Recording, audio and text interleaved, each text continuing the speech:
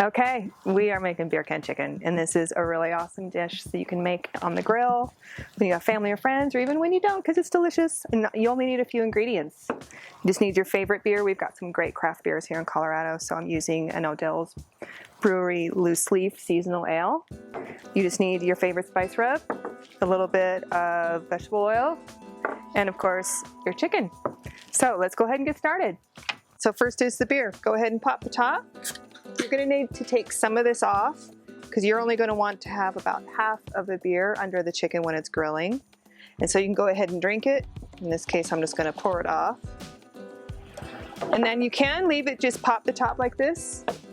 But what I do is I actually take the entire top off just with a can opener, because I think that allows more beer to come off the top and actually steam the chicken.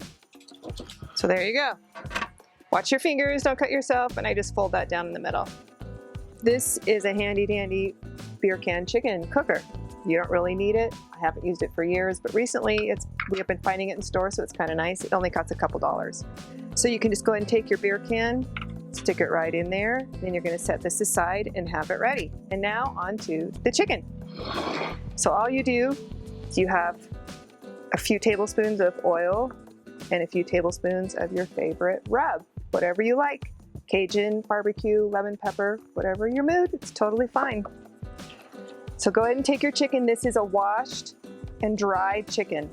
It's important that it stays dry and you don't start greasing it up with it being wet. And you just rub the oil on the chicken.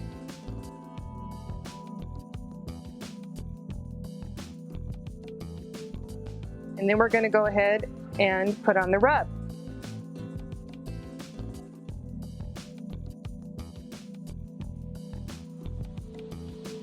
Just want to make sure it's all coated. Not too heavy, but just a nice generous sprinkle. Okay, let's move it to our beer can.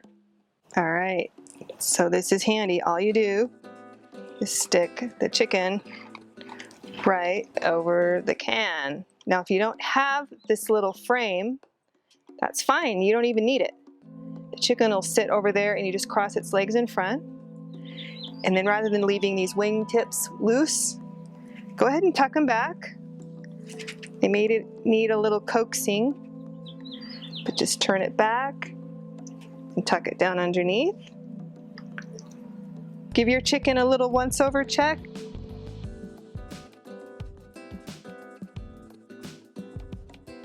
And I think we're ready to go to the grill. So you're gonna see I've already got a chicken on here. I put that on about a half an hour ago. And this is a garlic honey rub. The important thing here is that we're not cooking the chicken over any direct heat. There's no heat under this part of the grate.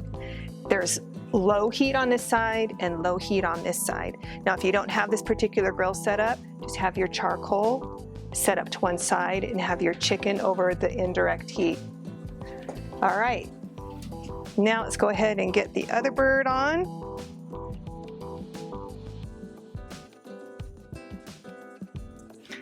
Now we're ready to close the lid. Okay, we've got chicken. So you just want to make sure you stick a thermometer in to make sure it's at least 165. And I've already checked this. And it's about 165. And I want to pull this out. And also you can see that I've checked the joints are loose. So we are ready to come off the grill. Okay, all we did was transfer the chicken onto a serving plate. You can even leave it on the cutting board. Some juices are going to be coming out. You want to let it rest. It's important to let it rest for at least 10-15 minutes. And then you can put it on a platter, carve it up, and you've got beer can chicken.